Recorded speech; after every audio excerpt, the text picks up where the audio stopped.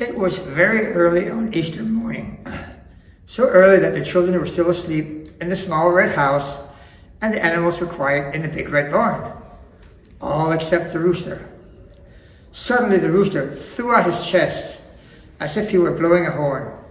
"Cock-a-doodle-doo! This will never do," he crowed. Just then the sun came up over the red hills. The rooster crowed again, and all the animals woke up. The third time he crowed, he woke up Katie, and Katie woke up Carl. "Carl, get up! Maybe we can see the Easter rabbit bring the eggs." Katie and Carl tiptoed across the floor to the window and flung open the shutters. How good the outdoors smelled, and how lovely the garden looked. "The rabbit hasn't come yet," said Katie. "See, there are the flower petals I put for him on the lawn. He hasn't eaten a one." Carl laughed. "I don't believe the Easter rabbit eats flower petals. If you want the rabbit to come, you have to whistle for him like this." "Shh," said Katie. "Grandmom said we mustn't wake up our cousins till it's time for the egg hunt."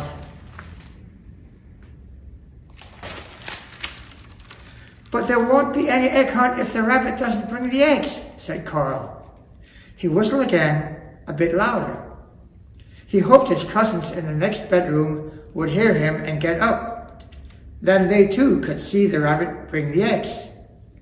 Carl and Katie leaned out the window. The morning was full of sounds. Birds twittered, cows mooed, horses neighed, pigs grunted, geese honked, and hens cackled. Church bells rang out from the village over the hill. But still the Easter rabbit did not come. Once there was a rustle under the big lilac bush, but it was only the cat. "Whistle just once more, please, Carl," Katie said. This time Carl whistled with all his might. Suddenly, Katie put her hand over his mouth. "Shh, Carl, there's the rabbit in the garden, and he's nibbling the flower petals."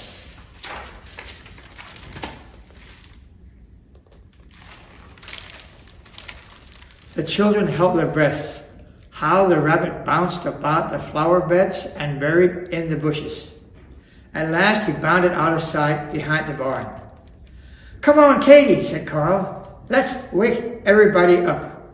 He ran down the hall, calling, "Susie, Lukey, Johnny, Apollonia, the Easter rabbit has come." In a few minutes, all the children were dressed and out in the barnyard. The egg hunt had begun. Grandmom smiled from the kitchen door. Which child would win the prize for finding the most eggs? It would not be Carl or Katie, she was sure, for this was their first egg hunt. The other grandchildren had come every Easter to the little red house. At first, Katie and Carl thought hunting for colored eggs the greatest fun in the world. But somehow, their cousins found all the pretty eggs. Katie and Carl just did not know where to look. Who would think that the rabbit had left eggs in the feed bin, in the watering trough, and even up in the hayloft? In the garden, it was even harder.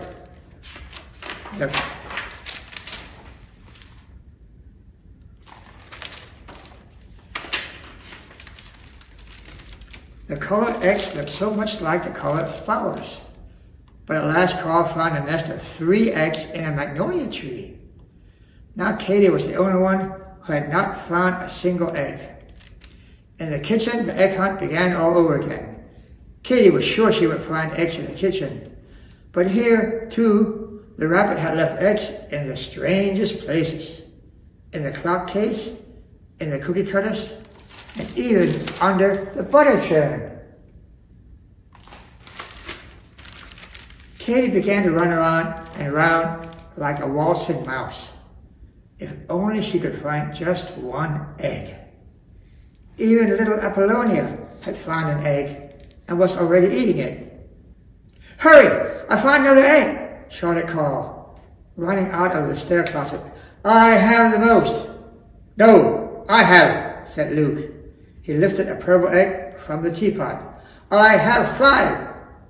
Round and round the kitchen ran Katie, but now she wanted only to run away and hide. She felt so stupid. Just then she saw the attic stairs. Maybe the Easter rabbit had left eggs for her in the attic. Katie began to climb the creaking stairs.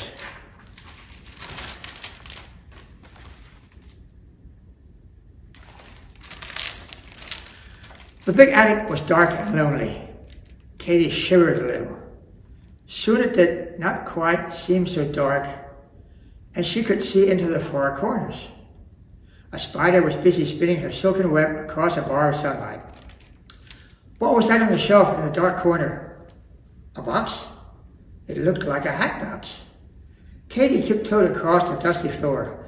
Could the Easter bunny have left eggs in an old hat box? No, of course not. How silly she was. She climbed up on the chest and lifted the lid of the hat box. And there were eggs, all packed snugly in an old beaver hat. It must have been a long time since someone had put them away. Katie took out the eggs carefully. 1, 2, 3, 4, 5, 6. What beautiful colors. And there were pictures on the eggs. Katie took the hatful of eggs and walked slowly down the stairs. The Easter rabbit had not forgotten her after all. She was sure that she had won the prize. But there was Carl in the kitchen with a whole pile of eggs on the table. He was very excited. I found 12 eggs. I won. I found 6, Katie said, and put her hatful on the table beside Carl's. Grandmom stopped laying the breakfast cloth. Her eyes grew big and round. Why, I'd forgotten all about those eggs. I'm glad you found them, Katie. And now for the prize. Carl has the prize for the most eggs, but Katie has won the prize for the most beautiful eggs. Grandma gave them each a big cookie rabbit with an egg baked in its middle. Now it was breakfast time. The children began to crack and eat the eggs they had found in the egg hunt. Grandmom brought a big pitcher of milk, and Katie and Carl shared their cookie rabbits with the other children. Let's eat the eggs Katie found in the attic, said little Apollonia, who was still hungry. No, said Grandmom. The very idea. Besides, they're all hollow inside. Grandmom sat down, holding the eggs in her lap. I painted these eggs myself when I was young, girl. Right here in this kitchen, I painted them. They turned out so pretty that I kept them all these years. But now each of you may choose one for your own to keep always.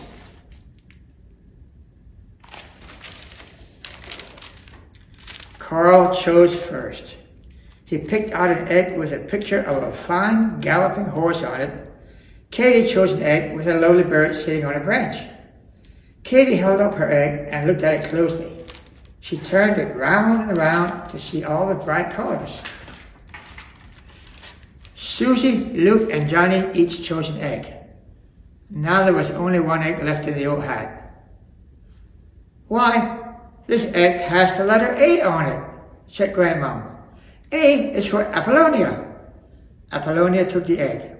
It's pretty, she said, but I do wish it was good to eat. The children put their eggs in a row on the window seat. Now, what shall we do with them? They asked. We don't do anything with them, said Katie. They are so beautiful, we just look at them.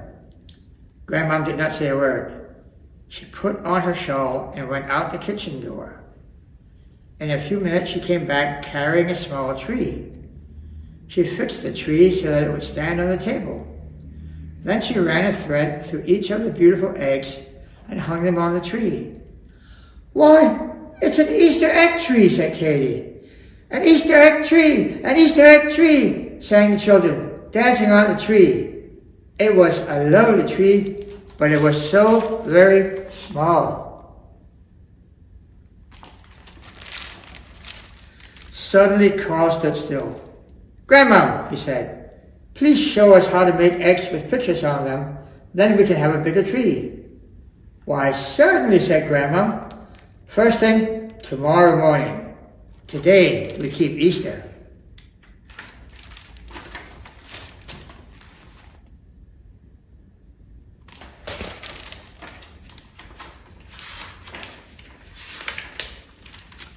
The next morning, when the children came downstairs, they found Grandma dyeing eggs in the kettles over the fireplace.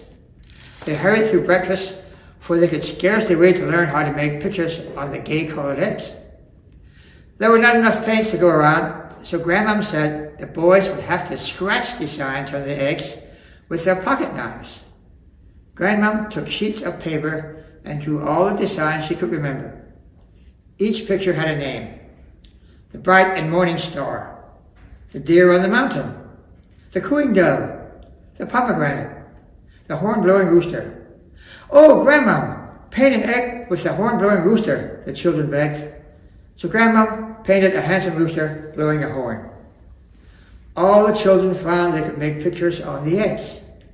Even little Apollonia could paint the bright and morning star. Soon the table was gay as a flower garden with all the painted eggs. Now they had enough eggs to make a big tree.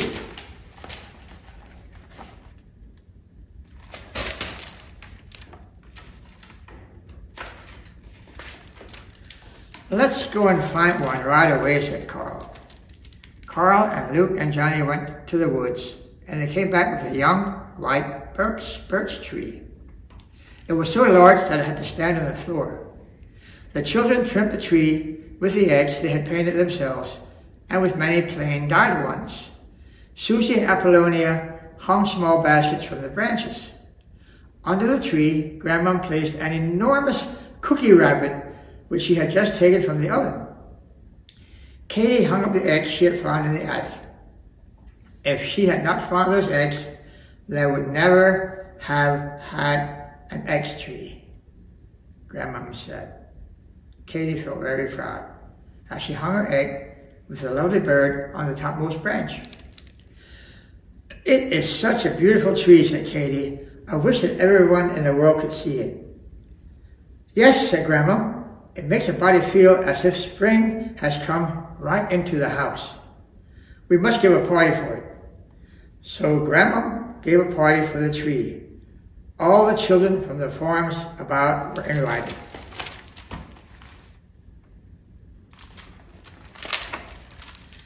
"An egg tree," they said. "We've never seen a tree that grows eggs on its branches." The children went home and told their fathers and mothers about it. The fathers and mothers all came to see the wonderful tree in the little red house. "Next Easter we'll have a bigger tree," Katie said. "A really big tree," said Carl. Next year the children began weeks ahead of Easter to trim the egg tree. This time the tree was so tall that its top touched the ceiling. Hundreds of eggs hung from its branches. When the sun streamed in, the tree looked like a piece of the rainbow. More than ever, Katie wished that everyone in the world could see their lovely tree. "Land's sake," said Grandma, who was standing by the window. "Who are all these people coming up the driveway?" They were village people who had heard about the wonderful egg tree.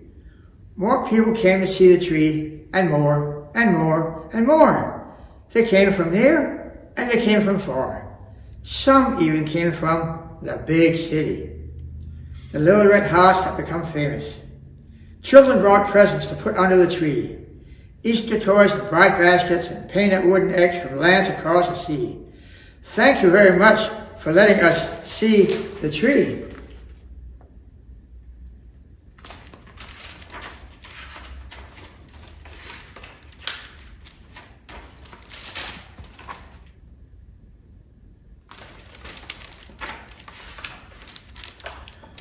The visitor said, "And now we are going home and make our own Easter egg tree." Grandma looked very pleased. That's just fine, she said. There's nothing like an Easter egg tree to bring spring into the house. A happy Easter to you all! When all the visitors had gone, the little red house seemed very quiet. The children sat on the floor and played with the presents spread out under the tree. Suddenly Katie ran up to Grandmom and hugged her. "Oh, Grandmom," she said, "everybody in the world really did come to see our egg tree, didn't they?" Grandmom laughed. "A body would think so to look at this floor," she said. Then she took up her broom and began to sweep briskly. Tomorrow would be Easter and the house must be fresh and clean. Katie ran out of doors and picked some flowers in the garden.